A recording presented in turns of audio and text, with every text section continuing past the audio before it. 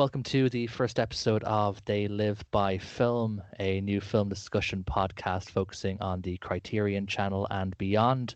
My name is Adam Lundy, and I am joined by my co-host Chris Haskell. How are you doing, Chris? Hello, Doing well? Doing good? doing fantastic. So excited to get jump into this. Excellent stuff. Well, with this being a new podcast, I thought I'd just do a quick intro just for people to know what we're going to be talking about.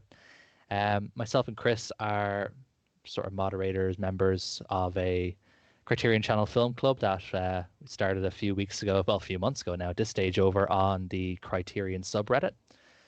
Every week, we just ran, each member sort of picks a few films, we put it up on a poll, the masses choose what films we watch that week, and then we get together on a Friday and talk about the film, to sort of dissect it, get each other's thoughts.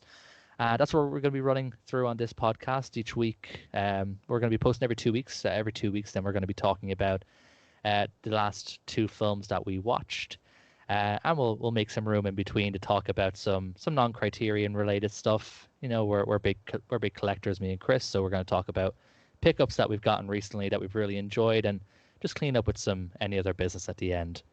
So this week, our first film we're going to be talking about is the Francois Truffaut film Shoot the Piano Player, and the next film, which is the Japanese film Tampopo, which is by Juzu Atami.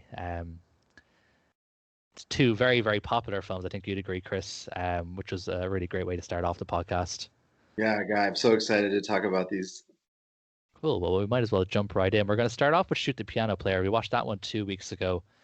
1960, French New Wave, Francois Truffaut. It's sort of almost writes itself when you sort of think about it. Um, yeah. What are your thoughts on this? What was your initial? Had you seen it before? No, so I've my sort of introduction to foreign films was actually through Godard was a big part of that, and so just reading through his like Cahiers du Cinema and like I'm sorry for the mispronunciation, like the journal he was a part of, and how Truffaut was a part of that. So I should have seen more Truffaut by now, but I've only ever seen 400 Blows prior to this. So I was super excited to check out more of his like back catalog, and I mean, we'll get into it here in a minute, but it just made me want to stop everything I was doing and watch the rest. I love the chaos of it. I love the kind of rebelliousness of it. It was a super fun watch. What about you? Had you seen much of his work? I'd seen this film. I saw it a few years ago. Yeah. About 2 or 3 years ago, Artificial Eye put out a box set of Truffaut films that I picked up because I wanted to see the 400 Blows, but you couldn't buy it as a single disc. So I'm like, screw it, I might as well buy the box set. So I watched the 400 Blows, absolutely loved that. That was great. I'm a big French New Wave guy. I'm like you. I got really into Godard. When I was about 18, I got really, really into Godard.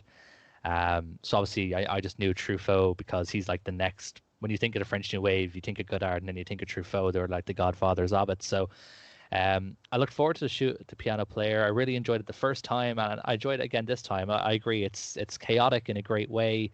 It really sums up a lot of what the new wave is about sort of taking those Hollywood standards and sort of turning them on its head and doing things in a bit more of a DIY style.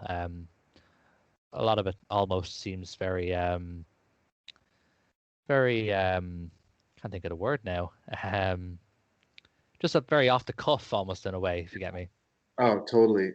Yeah. I think so. I just by total coincidence, I had watched 400 Blows again, probably like a month ago or so, roughly, or at least a month before we this got chosen for the film club. And so, I had this interesting, I guess, connection of watching his first two films so close together. And I'm fascinated by his philosophy. I've actually meant to already dig into it a little bit more prior to this discussion, but there seems to be this sort of trend in his first two films of like inevitability, and in 400 Blows he brings up this idea that well, at least my perception of it was this kind of like an exploration of what happens in somebody whose life becomes centered around crime, or at least gets exposed to crime and kind of goes deeper and deeper. And I think there's a few moments in 400 Blows where you see the character like harden, because of some interpersonal stuff, whether with the relationship with his mom or having to look tough in front of the prisoners. And it was sort of heartbreaking. You watch this sweet, like young, innocent boy just kind of harden a little bit.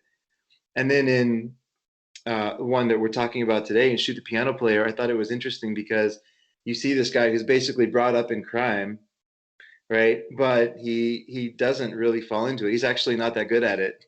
um, and he, even as the story tries to reel him back in because his brothers are knuckleheads, and he gets caught up in this world again, it's just not him. And I thought the way that the film ended with him in front of that piano, um, it was actually something like kind of philosophical, and very kind of poetic almost in the way that that was handled. But then to your point, where you were just talking about some of the whimsy and kind of like just some of the off the cuff nature, I guess, of the French New Wave, where it felt like they were just almost. I mean, I don't know if this is true, but like it seems like at times they were kind of writing as they went along and just like recording, like a new idea they had. But it was so there was this fun playfulness to it, but centered around this kind of deeper philosophy that I loved. Like that balance, I thought was wonderful. It's a good companion piece to Breathless in a way, Yeah, because they are sort of fairly similar in a way. Obviously, I know in Breathless we follow the criminal, whereas obviously the character of Charlie in Shoot the Piano Player is sort of the opposite. And I agree with you from what you're saying. He definitely doesn't fall into it. I've never seen a character not want to be in a crime movie as much as Charlie does not want to be in a crime movie. right. He just does not give a toss about what's going on. People, gangsters looking for his brother. I don't care. He just wants to play his piano Yeah, and go home and sleep with his prostitute neighbor and just get on with his life because he's just you, and it's funny. I didn't even really realize it until you brought it up. When we see Charlie's backstory, nothing about crime is mentioned at all. Like, even though it seems as though he comes from a criminal, or not necessarily maybe a gangster family, but certainly a family very entangled in crime, you never see that in his backstory either. It's all about obviously the um the the sort of tragic love affair aspect and the sort of falling out of the fame of it all. Um, but yeah, he's like the anti-film noir lead. He does not want to be in a crime movie, and you can tell he's always walking away, just trying to get out of it. It's only really when his little brother gets taken that he sort of has to. He kind of just has to get on with it and get his hands dirty at that point because he's been dragged into it to that extent. But up until then, he really just tries to avoid it at all costs. maybe there's something you just said that is just like connecting some synapses here for me. He's like really playing with this genre of crime, right? And with that character, and just I wonder if they must have had some conversations behind the scenes about this idea, right? With that little club that came out of the Cinema Journal, because like I feel like that's what is it, a woman? Oh shoot, A Woman is a Woman. Is that right? The Godard film. The Godard musical The, film, yeah. the kind of like musical, not musical, right? Where they never actually sing. Yeah, they never actually sing, but it has the whimsy of a musical. It's Yeah, it's it's my favorite Godard. I love it, but it yeah. is really weird like that. Yeah. And this kind of has that similar maybe sort of feel of like it's a crime film, it's a noir, it's a gangster film, but like it's basically Woody Allen in the lead, right? I mean, Yeah. Uh, so anyways, yeah, it was I don't know, yeah, it's no, good. no, that's a good point. He is almost like a neurotic Woody Allen character, and it's almost like it's a crime movie, but it's not a crime movie. And you can almost kind of tell when you watch films like this and like Breathless, you really know that Quentin Tarantino obviously loved the French New Wave, because like that scene, all I could reminded of when the scene when the two gangsters pick up Charlie and Lena and start interrogating them, like that could have been from Pulp Fiction. It's because they're not talking about crime, they're talking about like sexuality and the role of women in today's world, and they're literally they're in no way they're trying to pick up Charlie to try and find out where his crook of a brother is, but they never actually talk about it. They go off on a complete tangent. Yeah, and yeah, that's right. And even in that, they're like bad criminals, right? Like, there's not really any good criminals in the whole movie, really. No, they're just these two bumbling guys who just sort of stumble up from one scene to another, and yeah, it's the bizarrest crime movie ever, because I don't even think until until the end, which we won't spoil for any listeners who haven't seen it, but until the end, do we even see any crime? We're Yeah, introduced to Charlie's brother running. We don't really know why. I mean, it's not none's coming to mind. It's a great question. I don't think so. Yeah, I think with the little brother, if he was, I mean, not really. He was, or wait, yeah, the younger brother. I guess he was playful and kind of like a knucklehead, but he wasn't actually like doing for it. all we know, he's a terrible person. We just never seen it happen. Um, we never actually witnessed any. I don't even think if I now again, obviously it's been 2 weeks since we saw it, but I don't recall him even mentioning why he was on the run when he came to Charlie asking for help in the bar at the start of the film. No, but I did like that scene because Charlie knew exactly what to do, right? You can tell it wasn't the first time he ran in the. Oh yeah, He's like, just go, like through this the is window. not his first rodeo. In terms of like, I really like the cinematography. That was one part I really enjoyed. Obviously, it was shot by Raul Qatar, who's obviously the sort of he was the dude when it comes to shooting your French New Wave film, especially at the start. Godard worked with him a lot as well. Um, it's a very manic sort of piece in how it's shot. It's a lot of moving cameras, a lot of low light, which is probably down to more budget constraints more than everything.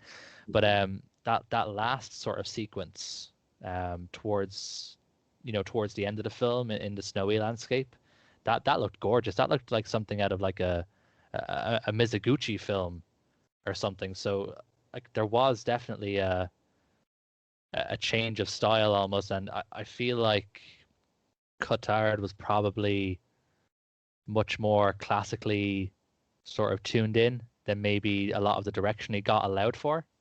Because obviously, when he was working with Godard, he was basically told, "Here, walk down the road and shoot Anna Karina doing cute stuff." Um, whereas, I suppose with this film, it kind of gave him the opportunity to maybe show off more of his more nuanced side. That's a great point. Yeah, that was by far the most beautiful shot in the movie, and it was excellent. Like that would hold its own in any film where they're claiming or where they're praising the cinematography. It's a great point to bring up, and it actually carried a lot of like, yeah, like it. That was the only moment in the film where it really kind of felt like a crime film too, right? Because it was just the way that, like, the fact that you could see all the characters running and moving, and you could kind of see like I mean, I don't know. The only reason I'm hesitating is I don't know if we want to spoil it, but just basically seeing the incompetence play out, but like still their dedication to like work criminals. I think it was captured well, just by Yeah, no, framing. absolutely. No, it was shot really well. It kind of reminded me. I don't know if you saw Criterion Channel earlier in the year had a collection of Western noirs, and there was one called Day of the Outlaw. Yeah, Day of the Outlaw, and it was a great Western, and it was really unique because it was shot in this high contrast black and white, like to Shoot the Piano Player, very much in high contrast. But it was all in a snowy, desolate town rather than the sort of dusty westerns you normally see. And it has a similar sort of shootout finale in a snowy landscape, and it really reminded me of that film as well. And I know, obviously, the guys at Cars of Cinema, who I've also probably dreadfully mispronounced, they were big into their American B movies, Hmm. and Nicholas Ray. Well, I suppose Nicholas Ray wasn't really a B movie director, but some of his films were not exactly lights and glimmer of Hollywood. Sure. And Sam Fuller as well. And I see a lot of Sam Fuller in this film as well. I don't know if you do as well, but I see a lot of Sam Fuller in this. I mean, that scene in particular, yeah, for sure. And I think I um I was just pulling up Day of the Outlaw when you said it there. I'm just looking at it now. I really wanted to go try to find this movie. I actually, speaking of Tarantino for a second, uh, that scene in Kill Bill that's done in the snow Mm. was sort of the first time it just registered. It's something clicked in my mind in that scene. Like I had seen snow in movies before, but in my head, snow was more like maybe Jeremiah Johnson or something. Um, and like it was the first time I had sort of seen that like tension and like I don't know where snow was almost like a character in the movie, a little bit more. And so I've been a little fascinated with that. So I think that's something I was drawn to the way this was shot as well that you're helping me realize as we're talking about this now. So I'm gonna go seek out Day of the Outlaw. It's a great film. Again, it's a B movie. It's a film noir, but it's really great. I really enjoyed it. It's a great little story, and it looks gorgeous. Like I didn't read too much about the filming of it, in terms of how much was done exterior versus interior, but there is definitely some of it exterior, and it's desolate as hell. I'm not gonna lie, but it's stunning some of the shots they did in it. So it's a really great film. It was actually the only one I watched from that collection. I regret not watching more. I hope they come back around again. Seriously, or there's a box set or something. Um, Mm. you know, I know that I'm not saying we have to be done with Shoot the Piano Player, but I'm interested in this. That's a good connection, a kind of good segue into Tampopo, at least on the Western thing. That's probably the only thing that we could Yeah, to actually segue the two films together was the influence of Westerns. absolutely. And I'm sure we'll be talking a lot about that when we get to Tampopo later. Not honestly, not so much from my end because I didn't really get a lot of the Western um, references that everyone seemed to talk about. But we'll get there later on.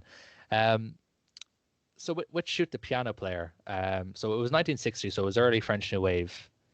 We only really had a handful of films sort of prior to 1960 that could be considered part of this. Obviously, Truffaut's own 400 Blows. You would have had Alain René's Hiroshima Mon Amour.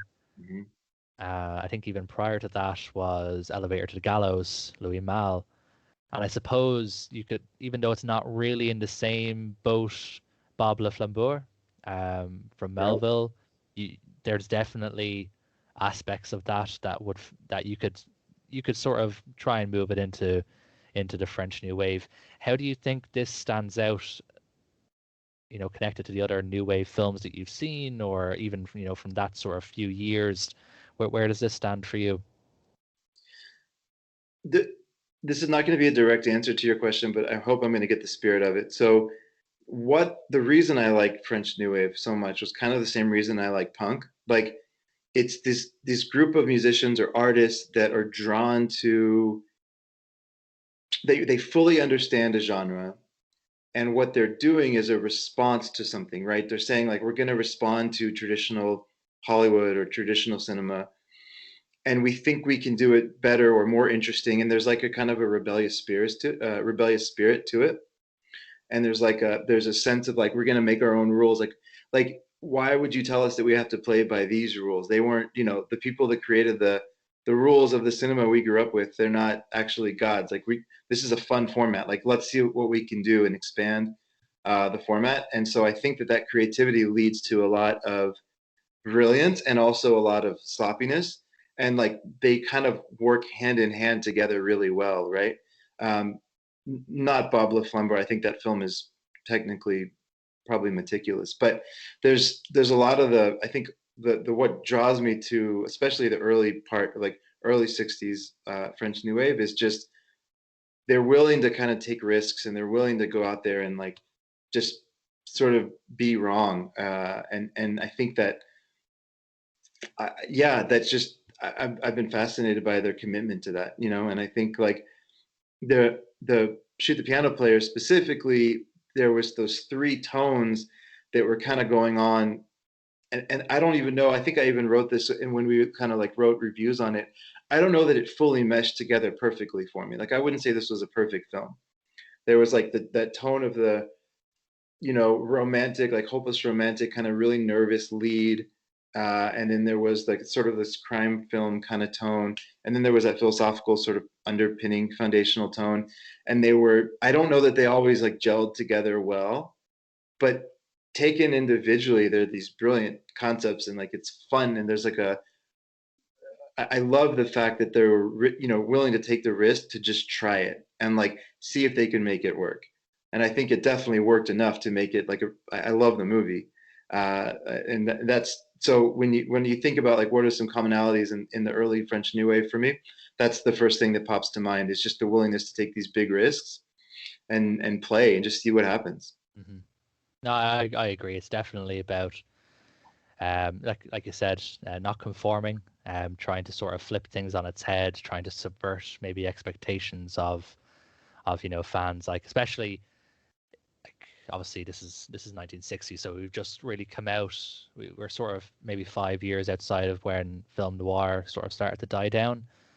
But then you see this maybe black and white crime film, and you have these expectations about what you're going to see, and it completely subverts that. And yeah, the French New Wave is definitely all about that, and it's about the anarchy of it and rewriting the rules, and just sort of taking one thing and just trying to say something different about it. And so many new wave films are even just so different. It's hard to even, like, if they weren't all made around the same time by the same people who sort of knew each other, we wouldn't even really connect them. Like this one, I suppose, would be very similar to maybe like Breathless or Band of Par, the sort of more crimey ones. But Mm-hmm. then on the other hand, you would have like Zazie dans le Metro, which is completely unique, Right. or probably, well, I wouldn't want to say it's my out and out favorite, but one of my favorites is Varda's Le Bonheur. Um, that's just that film like incepted my mind. It nearly Wow. brainwashed me. That film nearly brainwashed me to thinking I was watching a romantic film when it is the absolute opposite. It is a horrific film. It's like the Get Out of romantic comedies. That's the only way I can describe that film.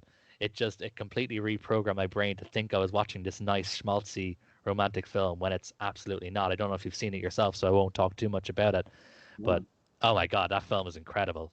You I love have to watch it. it. It's Yeah, it's yeah. it's so good. But again, it's absolutely nothing like this film, and it's in a way, French New Wave, you can only really describe it by the era and the sort of common willingness to try and go against the grain and try and do something different. With Mm-hmm. every other sort of, obviously genre or even like film movement, like film noir, even though again it wasn't even a genre, it was just an era of making darker films, sort of post-war. You can tell a film noir. They have a certain look. It has a certain atmosphere. Whereas a French New Wave, you don't know what you're going to get when you turn one on. It could be absolutely anything. And that's what I love about the New Wave in general. Um, and I agree with this one. It's like you said, it's not a perfect film. It's hard to make a perfect film. Very few of them have ever been made. But yeah, what I liked about this one is just its willingness to completely subvert the crime genre to give us a film where not a lot of crime even happens and the main character has absolutely no interest in being in a crime film at all. So now we're doing collection corner. This is something I'm very excited about because I have I only say this on the first episode. I won't get on a soapbox for every time, but I want this to, like, I think collecting for me is always been something that is serves a higher purpose, which is preservation. And I love the idea that I have some disposable income, and like the way that I'm going to do it is to help preserve film. And I own some ones that I don't like, and that's okay. I think we Um, all do. yeah, right. Because I want, like, for me, the collecting is something that where I want there to be a spin-off of Blue Underground, which becomes Severin Films, and then for somebody to get inspired from that movement, and then maybe start, I think it's Unearthed. Like, anyways, I might have the name wrong, but like I want there to be this history of people seeing that the business model can work, and then somebody like Arbello's coming out from nowhere and just producing these beautiful restorations and cuts of super obscure cinema that probably wouldn't happen in an era of dying media, physical media. But because there's a group of, and maybe we're all on Reddit, but there's a group of us that are willing to kind of commit to the preservation. So that's for me what collecting is about. I love it, and so I'm really excited we're getting to talk about these on a whatever, a couple of times a month. Mm. Yeah, I agree. It's extremely important. Again, like it's great. Like if you have a subscription to the Criterion Channel or Netflix or whatever, I do. I have all the streaming channels. Disney even has me for money. So Yep. like that's all great. But when you buy physical, you really are supporting the restoration, the amount of work it goes into making sure that not just the films are saved, but the history. They are a literal slice of history. So I'm in complete agreement there. Physical media collecting. It's not everyone can do it. Like we said, we're sort of lucky we have disposable income. We can do that, which is great. So we understand it can't be for everyone. It's just not feasible. But Right. if you can do, it's worth it, and you will end up peeing off your significant other who you live with for all the space that you take up. Also true. Cool. So, what have you picked up recently, Chris, that you love? Okay, so th there's I think I was telling you a story before we started recording about how I found this really kind of fun video store in Dallas. Mm. This would have been in 2002, where I started just kind of a side gig with them where I just helped them translate foreign movies. And in exchange, they give me free rentals. So I was going through, they had about 15,000 VHS tapes, and I literally started in A, and I was just working my way down. And I came across one called Action USA, and I probably watched it 4 times the first week that I had it. It was just for anybody that's okay with a kind of that so bad it's good movie. It has everything. Like the scene that I always kind of give as an example is there's a car chase and this one car runs into a house and the house explodes. It's just madness, and like it's from the 80s. It's synth, like it's just perfect. And I knew for sure that this movie was going to be lost to obscurity because nobody's seen it. Like nobody's seen it. Like the people that made the film may have not even seen it. Um, and then out of nowhere, like right around Christmas time, so maybe this was Santa influenced, Vinegar Syndrome pops out that they're releasing it in their archive collection. My head exploded. I had to run and tell people on the street, like I live in Austin, there's a lot of homelessness. I probably looked like somebody who's sleeping outside. I was just running up to people and shaking them and saying, "They're releasing Action USA on Blue," um, and that's a little bit of that's a little bit of exaggeration, not much. And so that one's coming out. I forget if it's December or January, but I was 50-50 on getting the annual subscription for Vinegar Syndrome because it's a penny. But when I saw that release come out and them talking about how this year is going to be better, I know they have to say that, but like I don't care. I was hooked. So that actually persuaded me. That threw me over the edge to get the subscription. Not only did I get Action USA, which is pending and hopefully shipping soon, and maybe I might just start a whole podcast just on Action USA. But I'm also now a subscriber for the first time, so I'm very eager to see what that. Not a completionist. They have one where you can get the sex stuff as well, but for the horror and the exploitation next year, I'm going to be the subscriber, so I'm excited about that. Nice. It sounds dreadfully bad. I did. I remember you mentioned it in our Discord a couple of weeks ago when you found out, and I assume that's when you went on your rampage telling everyone who would listen.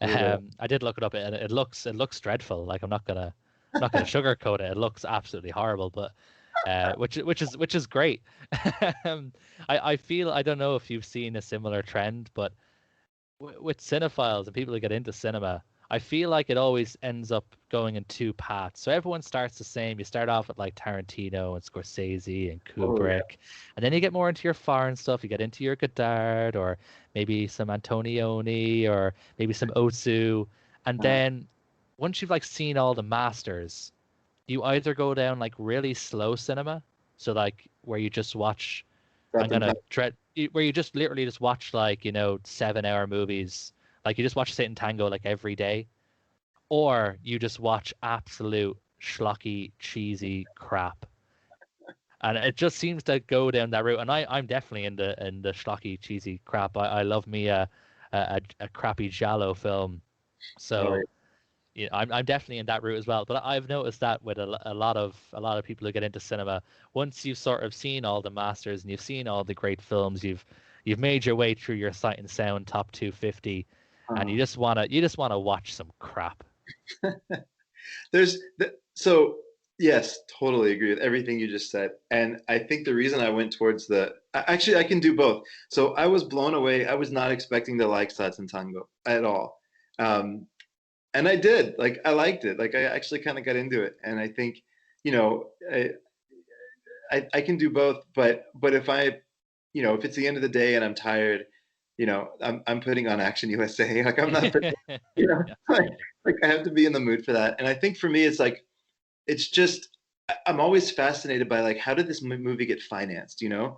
mean, they all have a story, but there was this great British movie called I Bought a I bought a vampire motorcycle, and the story of how it got financed is hilarious because like they were working on a TV show. It was a hit TV show, and they did like a location scouting for the show, and they had the lease on it for an extra 2 weeks. So they stole BBC equipment, they stole BBC actors, um, and they stole the location, and they just like shot a movie for free basically. And Crazy. like when you start getting into these low budget movies, you hear these kind of stories like that are sort of inspiring for young artists. I don't know. Yeah. I don't want to make too much of it. I just enjoy it, but Yeah. I also really love the finance stories. That's cool. And I suppose that sort of leads me into my sort of collection corner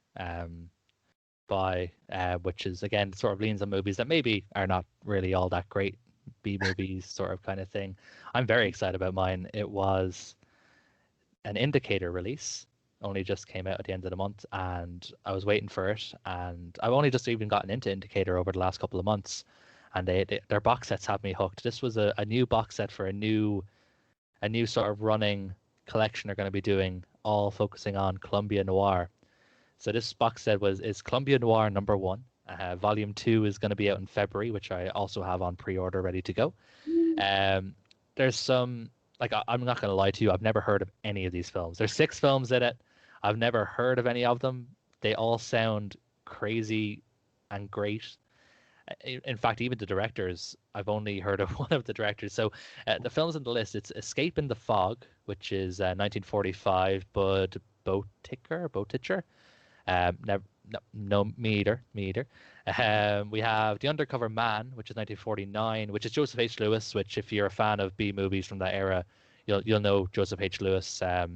He made quite a few B movies of that time that have been reevaluated as really sort of good film noirs.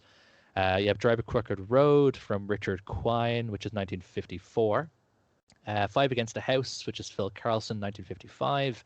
The Garment Jungle, which was co-directed by Vincent Sherman and Robert Aldrich, whose name sounds familiar, and I feel like I've definitely seen a film, or at least heard the name Robert Aldrich before. That was 1957. Then finally you have The Lineup from Don Siegel in 1958. So really sort of getting towards the end of the noir era with those. So you really have, it covers sort of 13 years of film noirs from Columbia. And Columbia and noir, they go hand in hand together. When you think of film noir, pretty much all the the maybe the cooler ones will be from Columbia. You probably have some like maybe bigger, more famous ones from other studios, but Columbia are kind of known for the cooler ones, the sort of more edgier ones, and from my experience. So I'm looking forward to cracking into those. It literally only arrived. It arrived yesterday. It arrived in the post yesterday, so I'm going to be cracking into those during the week. I cannot wait. It's gonna be fun, especially when the weather turns and you kind of have to be inside and you got your hot cocoa or whatever hot beverage and just like I don't know. I love it. I love noir for that this time of year. Oh, well, I'm Irish, so hot whiskey for me. There we go. There it is. Yeah, there it is. uh, can't beat a hot whiskey in November or in December, actually. In fact, um, yeah. So I'm looking forward to that one anyway. Yeah. Cool. So we're going to talk about our second film from the Criterion Film Club, which is the comedy, erotica, western, mystery, crime. I think you could kind of put it under any genre, by Juzo Itami, which is the beloved Tampopo. I think this is like if you listener are in any way part of the Criterion subreddit, not a day goes by without somebody mentioning Tampopo in some way, shape, or form. It's kind of like one of these sort of magical little weird films that just it should not have worked. It shouldn't be a good film. It really shouldn't be. It has no right to be as good as it is. But it really just it has something for everyone is the best way I can put it. Um, for me, going into this film, everyone was talking about the Western aspect of it. Mm-hmm. Oh, it's a ramen Western. There's so many. It's basically like a Western film. Like I've even seen like threads where people are like looking for recommendations on Westerns, and there's Tampopo with 65 upvotes, and I'm like, how come whenever I look up this film, it's just about ramen? Why are people calling this a Western? And I'll be honest with you, I'm not a big Western watcher. I've seen some spaghetti westerns, which obviously where the ramen western title comes from. Huh. Like I've seen like the Man with No Name trilogy. Um, back to Tango? Are you good Tango? Back to the Future 3. Does that count? There you go. that's that's pretty much where my knowledge of westerns sort of starts and begins. So I didn't really get a lot of the references. The character of Goro, to me, I don't know if everyone else sees this, but he looks exactly like Charles Bronson in Once Upon a Time in the West. He's like the spitting image of him. Which I took that as that was my little reference that I picked up from westerns. I really didn't pick up a whole lot else.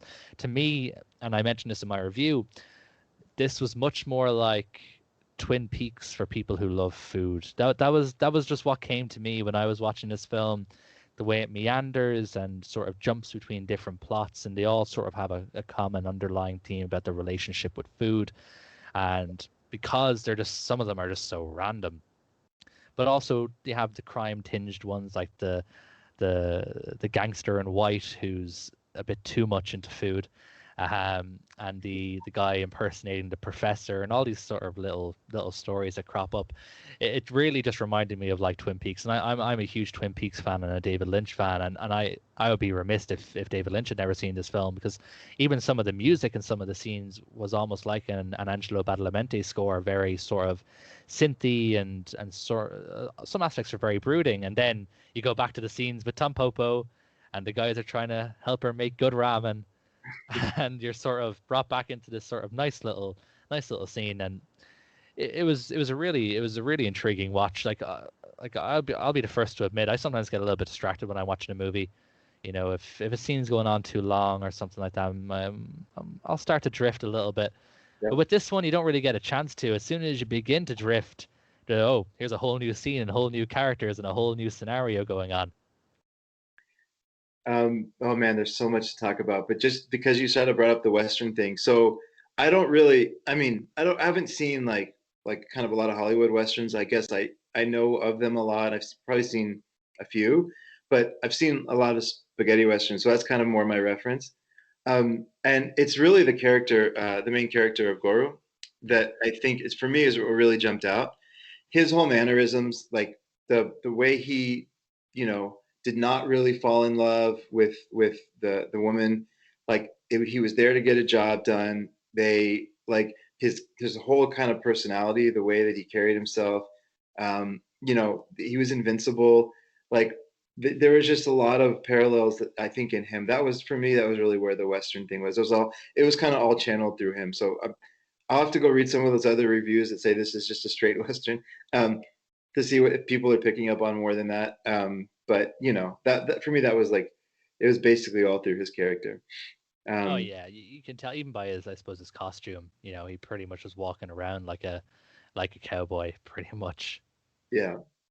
Um, Yeah, yeah, I agree with that. No, again, he was Goro was the he was the main jump out point for me from a Western standpoint. You could, he goes around with a freaking cowboy hat. Like you can't really you can't really say he's not like a Western character. so I'm gonna yeah, and then to the second thing you said, I hope I don't get kicked off this podcast in the first episode. I've never seen Twin Peaks. I'm just gonna Wow. throw it out there. No, look, bully for you. I would love to have never seen Twin Peaks and then get to watch it. So that's only a positive because now you get to watch it. So that's I'm great. definitely going to. Yeah, I can't not. I mean, it's yeah. Anyways, I'm slowly like I want to see Lynch's filmography in order, um, for no other reason that I'm just fascinated by this guy and like I'd love to see kind of how he evolves. So I'm not too long before I start getting into that. But um, so anyways, I don't have too much to add as far as your Twin Peaks analogy, but I love it and I hope and it sounds amazing. You will as soon honestly as soon as you watch Twin Peaks, you will go, wow, Adam really hit this on the nail of the head here because or the head of the nail I should say, because even just the vibe is so Twin Peaksy, and I won't talk too much about Twin Peaks. Obviously, I don't want to alienate you, but you'll get me as soon as you see Twin Peaks. You'll know exactly what I mean. If I'm doing my Action USA podcast, you can start a Twin Peaks podcast and we can talk once in a while. But uh, um, I think there's probably a lot more Twin Peaks podcasts than there are Action USA ones. So yeah, yeah, that's exactly right. I like to swim into clean waters here, but um, so yeah, the thing that really jumped out to me. It's because I was trying to wrap, like, the thing that I always do whenever I'm uh, just writing about a film is like I try to distill in my head, like, is there any common themes or anything that I can like what ties this movie together, right? Like what is a thing for me that like ties this together? And I was really struggling with Tampopo. Like, I mean, obviously it's a story about the ramen, but like, how do all these other side stories fit in? And like you know, I don't think this is just like a Jerry Zucker film or something where it's just like randomness and comedy for the sake of it. Like, I really thought there was kind of a unifying theme. Um, and so, what finally something I was just like staring at the IMDb page, just trying to think about it, and I remembered that on the subtitling uh, it translated Tampopo into dandelions. Mm. And it got me going down this whole thread of like, I wonder why they chose that title. Like, what is that like, and who knows? I mean, I didn't get a chance to ask the director, but uh, in researching what a dandelion is, like it's not a weed, but everybody thinks it's a weed, and it's a like this kind of beautiful flower, but it's a really like rough kind of like it's a hard worker. It's like it's like a flower that kind of like came out of nowhere, and like it's you don't expect it, and like it's this beautiful flower, and like it can grow anywhere, and like it's just it. So people think of it as a weed, right? Because it's sort of minus the beautiful flower part, it has all the other characteristics of a weed. Um, Whereas as far as how people think about it, and it kind of started, the story kind of started to come together for me as far as like a unifying theme under Dandelion. And then in one of the random rabbit trails that I was on, I saw a picture of a Japanese dandelion. Um, and it was exactly like the restaurant at the end of the film. So after it goes through the transformation, it's white, it's all white. It's this beautiful kind of striking white flower with just the yellow. In this case, the lettering Tampopo was in yellow, but um, it was a dead ringer for a Japanese dandelion. So I was like, okay, this is definitely an example of me seeing what I want to see. I'm gonna go with it. And so I think that that's what really jumped out to me was that there's this what I kind of loved is like a consistent theme that pulls this movie together for me was the woman is the woman's name is Tempopo, of course. Tampopo, yeah. And like she is coming out of nowhere, she's not respected, she's this is her story of blossoming right into this wonderful chef. And I think all the way that um, the director chose to sort of tie everything, uh, or the way that these stories. Sorry, let me start over. So that's for the main character. Now, as for the rest of the movie, director Atami kind of, I think the way that he used all these stories together was the unifying theme was food, obviously, right? So this is sort of like people's relationship with food, and this is he's telling one story, but reminding us that there's like this really wide swipe of people's interactions with food and people's experience with food, which some of it was erotic, right? Some of it was funny, and some of it was really hard to watch. Like the turtle scene was super hard to Oh watch, yeah. and not cool. Like I'm pretty No, sure it was a live turtle. I'm pretty sure as well. I was supposed to look it up afterwards, and I completely forgot until you mentioned it. But yeah, it's definitely not a nice scene to watch. No, right? It's horrible. But like if the theme is food, then when you're in these foodie conversations, the topic that never gets really brought up is slaughterhouses, right? Like that's not really fun to talk about when you're preparing a steak. No. And so maybe I don't know, it could be that's one way I was kind of rationalizing this choice was could potentially just be around as a reminder to the audience of like, hey, this all comes from somewhere. Like, Hmm. anyway. Yeah, no, that's a great thread to pick up on because obviously, like you said, food it's great when it's on your plate and they bring it out in the restaurant and it looks gorgeous, but the food and the food industry especially has a not so nice side. It's you know obviously you have your places that try to be fair trade and try and treat animals humanely and everything like that, but for the most part the food industry is not they're not the nicest guys in the world, and you don't really want to think about, like you said, how the steak comes to be a steak. um so yeah, that's an interesting thread that you picked up there. I hadn't really picked on that myself when I was watching it, but that makes more sense now as to why so many of these not so nice scenes were included, because I've never seen a film that made me salivate and then horrified so quickly, one after another. So many of Right. these scenes, it's just some of the food just looks incredible.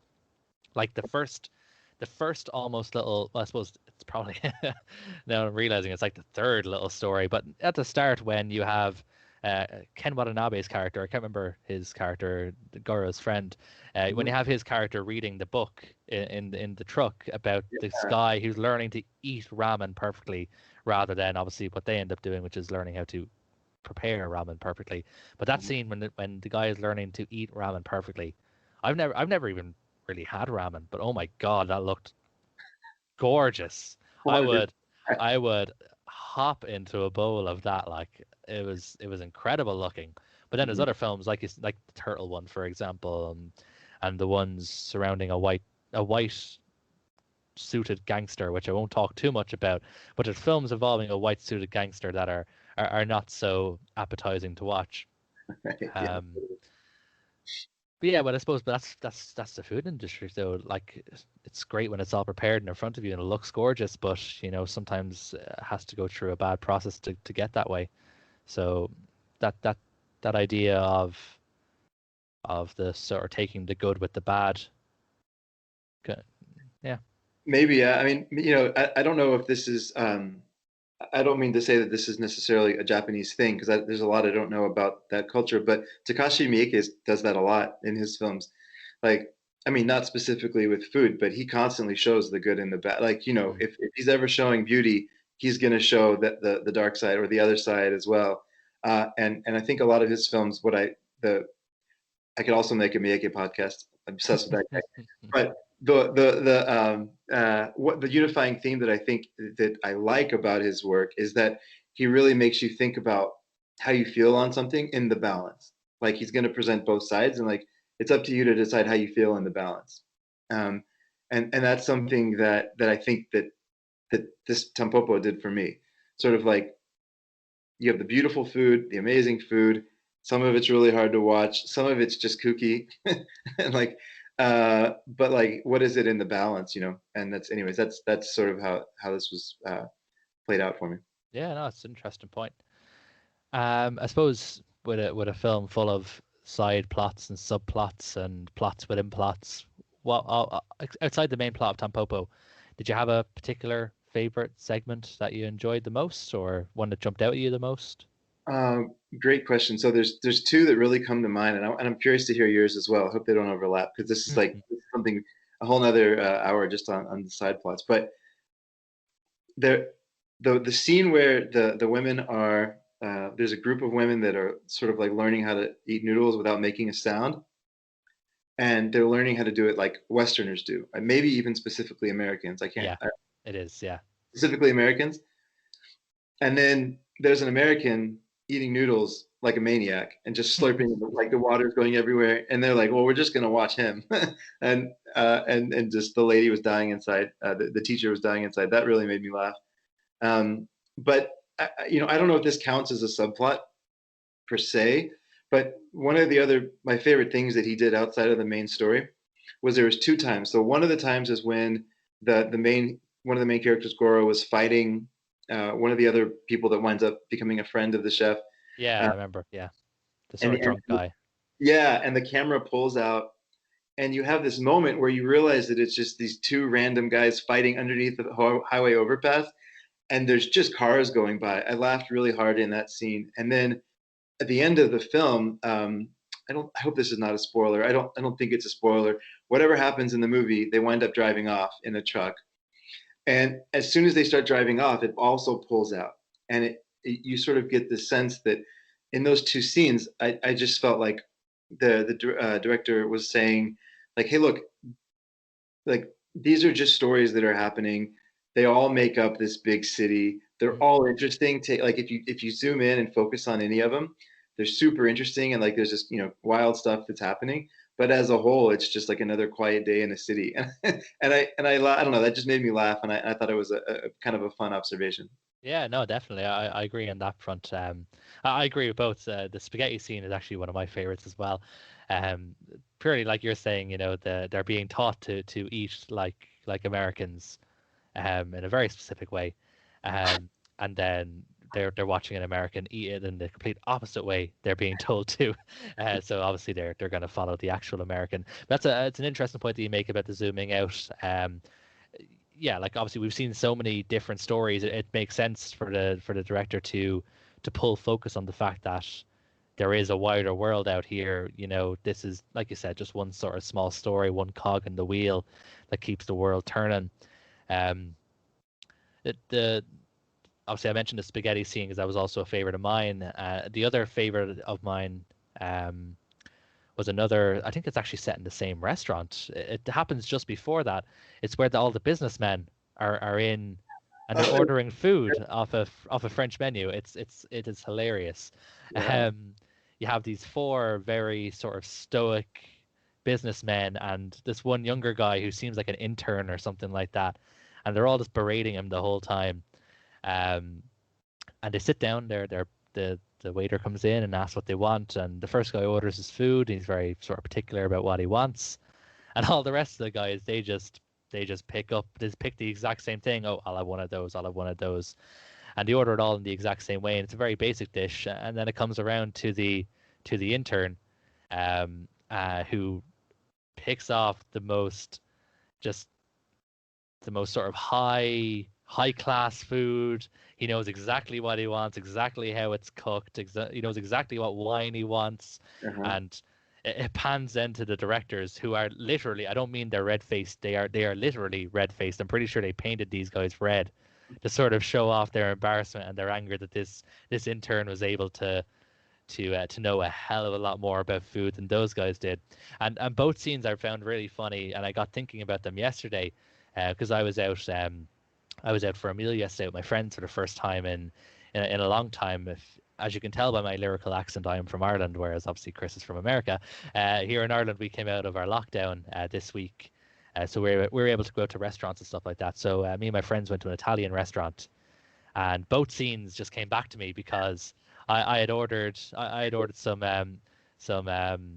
some spaghetti carbonara, and it came with a spoon, and I was trying to twist up my spaghetti the way that the teacher is trying to teach the Japanese girls how to eat spaghetti properly, and I was trying to do it and I couldn't figure it out. I was making a complete mess, and I thought, well, no wonder these girls just followed the American guy. This is a pain in the neck to try and roll your spaghetti up this way.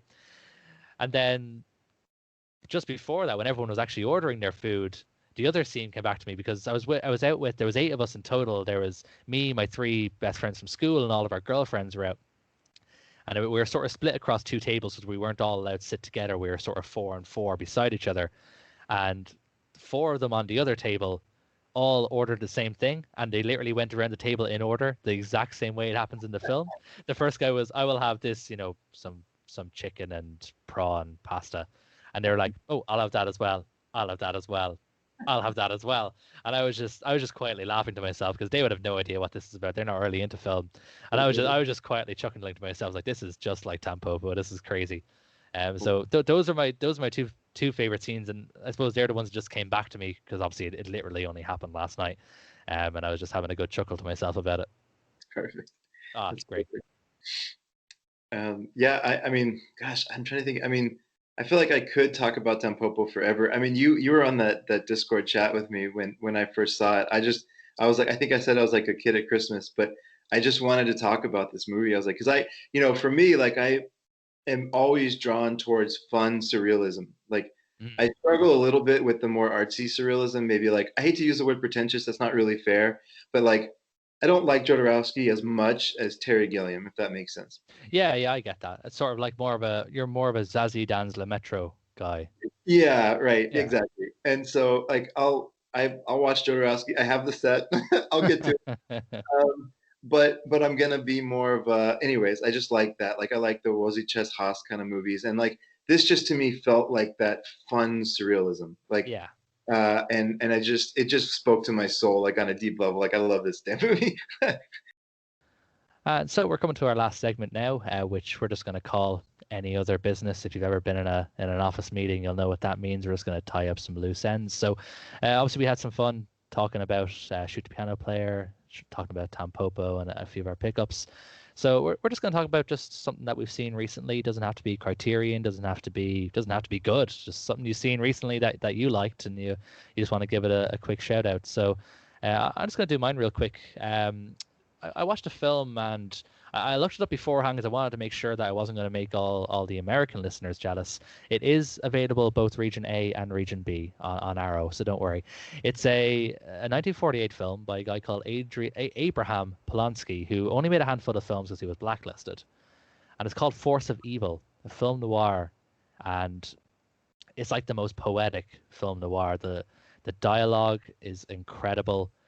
It's very unique in a way because the main character isn't even like a good guy. It's not like he's a good guy trying to fight the mob. He works for the mob. He's a lawyer for a major gangster. And I won't get too much into the film because obviously I know we're sort of coming towards the end, but like the plot is just incredible. The dialogue is incredible. But really, the end for me, the best part for me is the ending. And I'm not going to talk about what actually happens in the end, just more so from a cinematography point of view. They're shooting it with the characters sort of in isolation along the Hudson River. And honestly, I thought for a minute, is Antonioni here in New York making a film?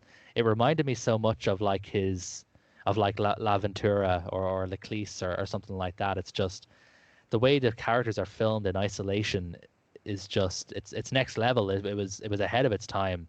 It's something you would more associate with a 1960s sort of Italian or French film, not a film noir B movie from the late 1940s. And you don't have to take my word for how good it is. Martin Scorsese has also talked about how amazing this film is and how much it influenced his career. And he actually bought a print of it when he started getting big, and he put it on for his friends like Coppola and Lucas and all those. And he used to show this film to people to sort of try and get people to realize how much of a masterpiece this is. And it's really great. It's available from Arrow Academy as part of their box set they did for film noir classics. Force of Evil, masterpiece, underseen, underappreciated, needs to be seen a lot more. Wow, what a great summary. I'm super excited to go check that out now. So mine just happened last night. I'm still reeling from this experience. So I watched a film. It's called Belladonna of Sadness. Mm. Japanese movie, 1973. Okay, so this director, his name is Aichi Yamamoto, and he did Astro Boy and Kimba the White Lion. So real popular anime, kind of like he's the guy that kind of set the standard. And a lot of the creative, I guess, people behind the scenes that worked on those movies were the ones that set the standard for like the big eyes in anime and like a lot of the very foundational sort of animation standards um, that I am not an expert on. I've probably seen 3 anime in my life.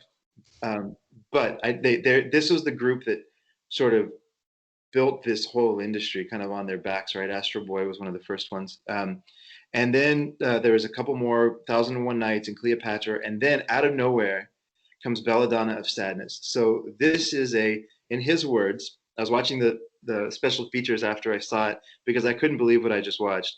In his words, he said when he was trying to get people to come over and do this project with him, the way he described it was, it's porn, but it's a pure love story. And so it's this animated movie, and the animation style is, if you can imagine it, it's you only ever see exactly what they want you to see. So a lot of times it's half of a face, or a lot of times there's nothing on the background, or it's a very minimal background artistically, until they want to. So every single thing that happened is tied to an emotion that's happening on screen, and it's not. It's just like it's not. So this is not safe for work. Part of the podcast here. There's nothing I can say about this movie. I, it's like PG, but like essentially, it's this story of a woman who just. It's sort of it's secretly a feminist film. So it's a story of a woman who just gets absolutely brutalized by the leaders of her kingdom or city kind of area region, and her response to this abuse is to use it kind of as a way of empowering those that she loves. So her husband or fiance, to help him, and then there's a devil that comes in and offers to help pick her out of this drama, and so she kind of makes a deal with the devil, and not surprisingly, like it doesn't go exactly as she had hoped, and but at the same time, she's using all of these horrible things that happened to her as a way of um, building up and helping the people in her life, and so she's kind of this hero in a sense. Um, and I saw it because it was an Arbelos release, and I don't know how much. Are you familiar with Arbelos? I was about to say I would looked this film up because I saw someone post about it and I thought it looked great. And then I saw it was Arbelos, and but obviously they don't do Region B, and I don't think there's a Region B release of it. So I was vaguely aware of the film mainly by the title, because the title is like a really cool title of a film.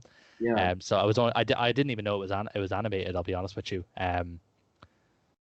It's just it is first of all, I don't really, I guess I don't want to say I have a mental block against animation. I love Disney, but for some reason I don't have a lot of experience with animes. It hasn't come up yet, whatever. But this animation is stunning, like it's beautiful, and it's very yeah, it's very unique. The animation style. The story itself is just gut wrenching. Like it's brutal to watch what this woman goes through, and they don't shy away from anything. Mm. And because it's animation, they're able to do things like show blood like gushing out instead of, you know what I mean? They're just they paint the picture of just like the terror of what's happening, but underneath this is this really like beautiful and like strangely soft and sweet love story. And it's just a confusing movie. I'm not saying that you should watch it. I don't know what to say about this film. It just, like I said, it still has me reeling. Like it's beautiful. Uh, who's the guy that played Frodo? Elijah Wood um, has like a whole thing about why he helped finance the restoration of the film and like kind of bringing it out to, because it's so Arbelos has a partnership with this company called Cinelicious Picks. I don't know the exactly the relationship, and they picked up this film which was produced by Elijah Wood's company.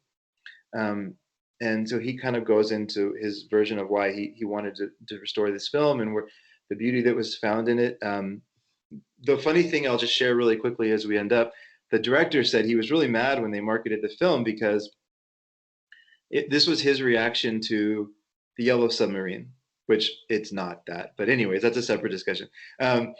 But he was promised it would play like, and he would kind of have control of the marketing of it. So he made this film as a like a response to the Yellow Submarine. And when he the first day he went to go see it in the movie theater, and it said from Astro Boy to Belladonna, and he was like, why would they market it this way? Like the Astro Boy fans are not coming to watch this movie.